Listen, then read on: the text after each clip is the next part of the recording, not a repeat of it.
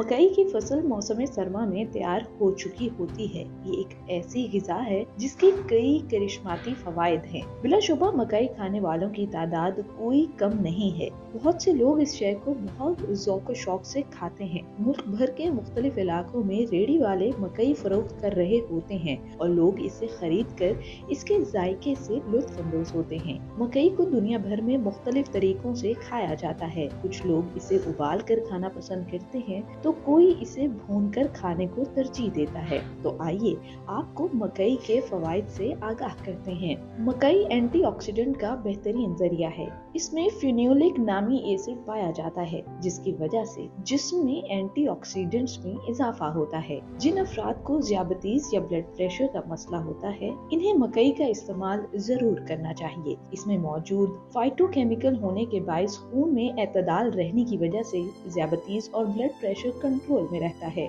मकई में ऐसे अज्जा पाए जाते हैं जो निज़ाम इंहिज़ाम के लिए मुफीद हैं। इसे खाने से कब्ज दूर होने के साथ साथ पेट का निज़ाम दुरुस्त रहता है। मकई में विटामिन की एक किस्म पाई जाती है जिसके बायस इंसान के खून में ऐसी चीजें पैदा नहीं होती जो दिल की बीमारी का सबब बनती हैं। इसका आटा सिरके में मिलाकर लेप करने से खारिश और हाथ पाँव और नाखूनों के फटने के रुकने में बहुत मुफीद है। मकई आँखों की बसारत भी बढ़ाती है।